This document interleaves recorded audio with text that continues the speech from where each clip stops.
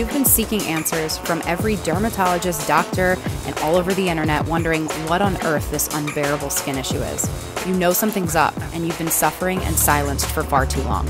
This podcast is going to bring awareness to the brutal reality that is topical steroid addiction and withdrawal syndrome. It will give you practical mental and physical tips to help you along your journey and provide you the strength you need to push through each day. You'll hear from real people battling this illness, as well as experts in the field, and I'm also going to share with you what's happening as I battle and conquer TSW. You are not alone, you're not crazy, and you will heal. If there's one thing I know, it's that anyone going through this hell is a warrior. My name is Jennifer Powers, and I welcome you to TSW Journey to Healing.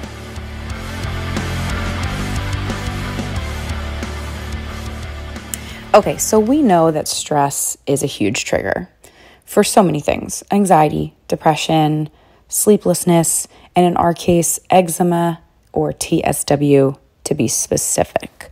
And so I wanted to tell you a little bit about where I'm at. I'm recording this the day that this episode is being released so that it is real time, as opposed to talking to you about my journey from a month, a week, 2 weeks, 2 months, whatever ago. This is right here, right now. So the last week, I was under an amazing deal of stress, some family drama, and without getting into too much detail about that, I first want to explain to you why stress actually worsens our skin condition, right? Whether or not you're listening to this and maybe you've healed from TSW and maybe you just have sometimes your eczema will flare up, or in the probably more likely case, you're listening to this because you're a subscriber of this show because you are a TSW warrior. You're going through it right now just like I am. And so I want to tell you that there's a major link between psychological stress and eczema and TSW and psoriasis, all of these autoimmune conditions that are skin related. The connection is so strong between the stress hormones and our psychological stress and how our body is reacting and responding to those feelings. Okay, so you're probably not a stranger to the idea that stress is a very common trigger for both children and adults. And there are so many theories out there, so many doctors that speak upon this. And in my own research, which I want to share with you now, and I absolutely recommend that you, of course, are always being your own biggest and best advocate, doing all the research on your own. But this show is here to educate, inspire, empower you to heal, to have hope, and to, again, be your number one biggest advocate of your own health, which is what I am the biggest advocate for. So one of the hardest parts about going through these cycles of stress is that our skin is causing us a huge reason for why we're feeling stress, but then in turn, that's worsening our skin. So we're trying to alleviate stress, right? But it's like, what comes first, the chicken or the egg, or the horse before the carriage? Or is this cycle ever cycling? Is it ever able to, can we stop the cycle, right? And it really is this vicious cycle that we're going through because we're trying to alleviate our stress, but then when our skin starts to act up, or we're flaking, or we're oozing, or we're itching, it's causing us more stress, which is making it worse. So it's exhausting, to say the least. So what happens though is when we're experiencing stress, our body is going through this fight or flight response. It's also known as a stress response, okay? And without getting too technical, science-y for you, there is, and I recommend you looking into this yourself, but you have your pituitary gland, your adrenal glands, hypothalamus. They're all producing these hormones that are activating our stress and our stress response. And so, you've probably heard me talk about this show. You've probably heard the word cortisol quite a bit if you're in TSW and you're going through it. Cortisol is a stress hormone, and it circulates throughout the whole body. And it is also an immune system regulator. So it ultimately will cause an imbalance in the body's different type of immune responses, which then results in an increase of cell signaling molecules that actually promote inflammation. You and I, if you're in the thick of it, unless you're a caretaker listening to this episode, if you are someone with this condition, you know just how horrible our bodies are. So inflamed. It feels like it's all the time. And when you're stressed, inflammation goes through the roof, right? So all of this is responding that our immune system is just so imbalanced, and it's got this increase in production of all these antibodies that cause all these kinds of reactions. So now that I spit all that technical stuff out, I want to share with you just how difficult it is to go through what we're going through and feeling so alone, but then having, if you have a very supportive or a big family like I do, and everyone's in everyone's business for the most part. Got a big Italian-Irish family, and but my center, my nucleus, my more immediate family we're all very, very close, which is a good thing and also not a good thing. Good thing because it's always nice to have people in your corner that have your back. Not such a good thing when everybody's dealing with their own stuff, right? Everybody has their own stress, their own problems, and we're all selfish beings. And I don't say that in a bad way. We have to be selfish. You and I have got to be selfish and very self-absorbed at this moment in time so that we can prioritize ourselves and make sure that we're healing. And so, but the reality is everybody else around us is also mostly focused, as they should be, on themselves, on their family, on their well-being. So setting healthy boundaries, particularly in this episode, I want to talk about setting family boundaries. And this is straight from my therapist's mouth and, again, my own research. I want to give you some really good examples and skills and some tools that you can do, because the reality is sometimes those closest to us are sometimes the biggest cause of our stress.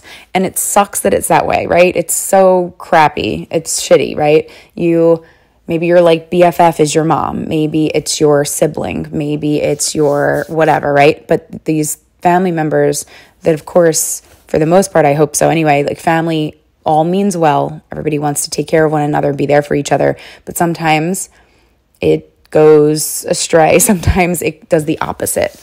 And none of us are strangers to this. I don't care who you are. I don't care how close or not close you are to your family. Family can be the biggest cause of stress.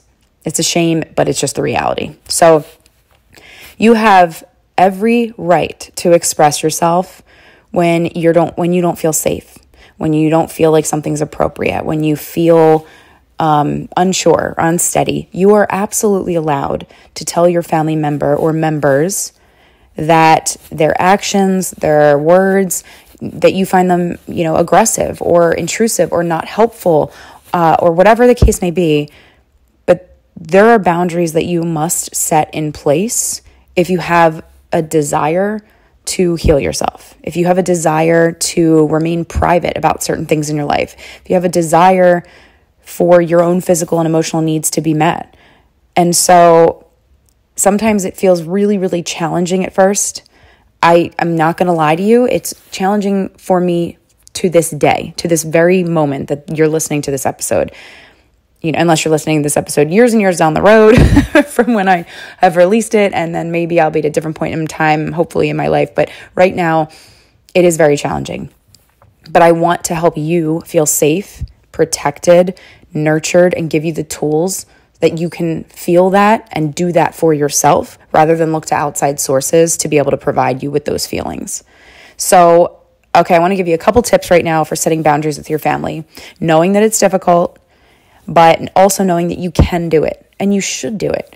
Even if you have been fortunate enough to not experience tremendous amounts of stress from your family, just assume that it is a possibility, or maybe you are not even acknowledging your own real feelings deep down. You're suppressing them because you don't want to acknowledge that it is your family causing you stress. That could be it too.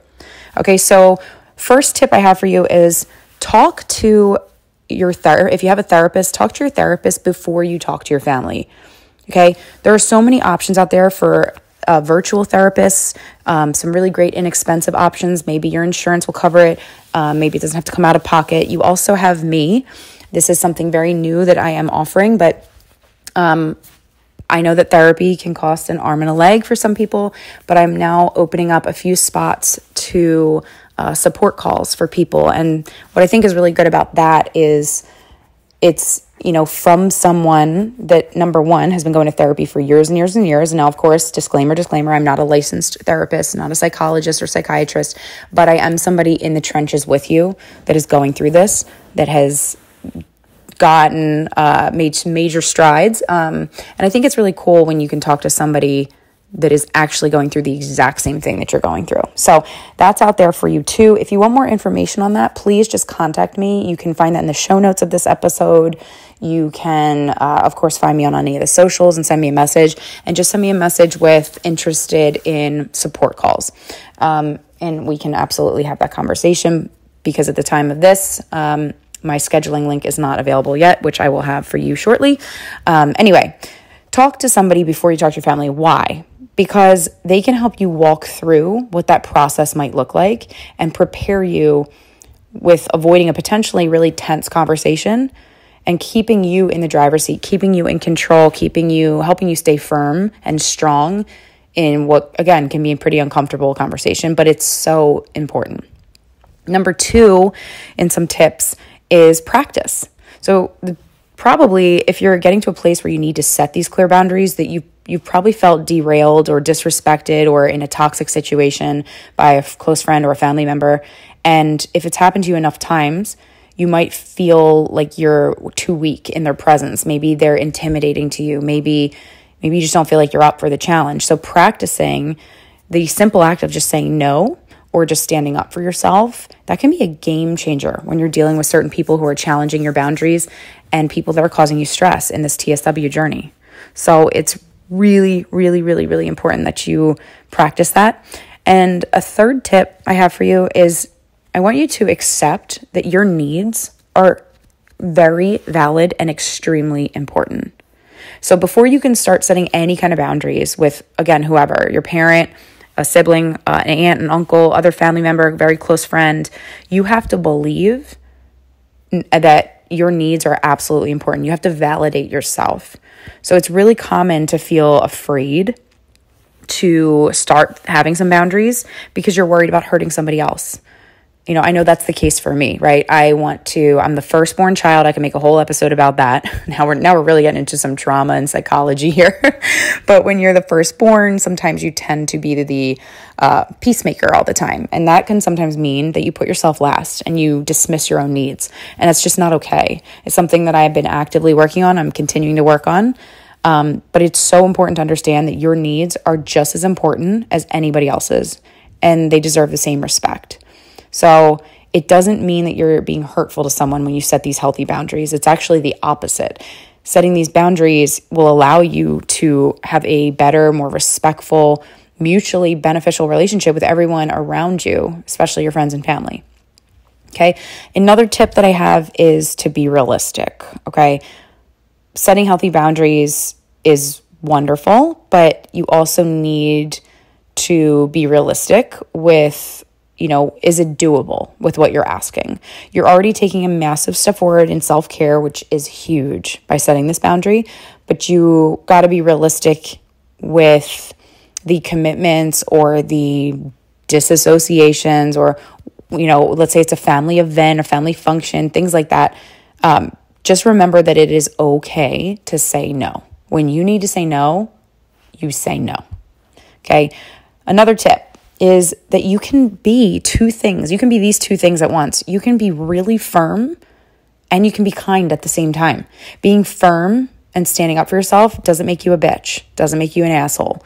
It makes you honoring yourself, which is so beautiful because it commands respect. Okay, so in order for you to be respected by others, you absolutely have to be firm and respect yourself.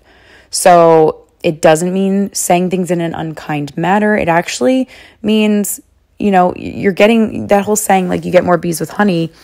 It still is true when you're setting boundaries. So you say it in a way that's calm, that's patient, and it will lead to these beautiful results. Okay, but being firm so that you're taken very seriously is really key.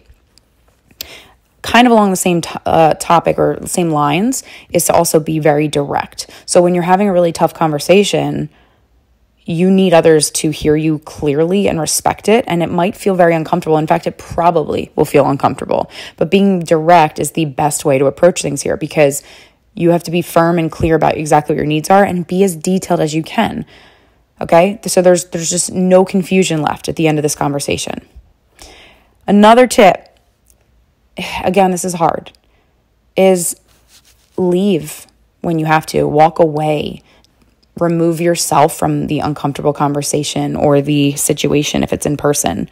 You should never, especially going through TSW and eczema, you never ever should stay in a situation that feels dangerous or toxic to you.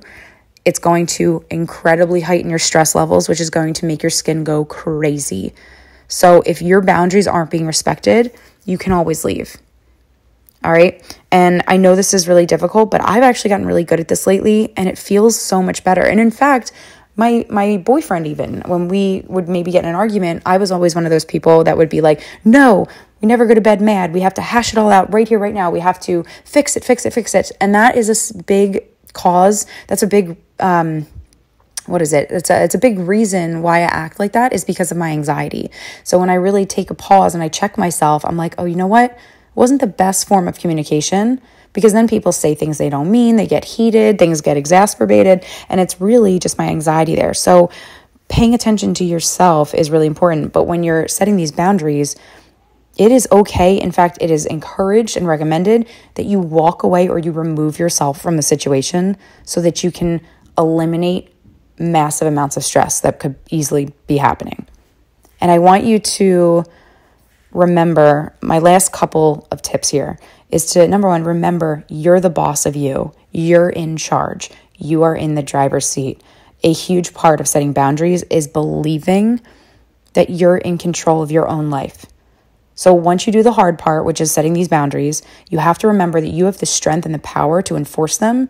You have the God-given right to enforce them, to take care of yourself. That is your responsibility, number one, first and foremost. And tell yourself that no one can make you feel anything. It goes, that Eleanor Roosevelt quote I love, no one can make you feel inferior without your consent. That is so damn true. No one can make you do anything, be anything, feel anything that you do not want because you're in charge. And lastly, I want to remind you to be assertive, be firm, and then establish consequences.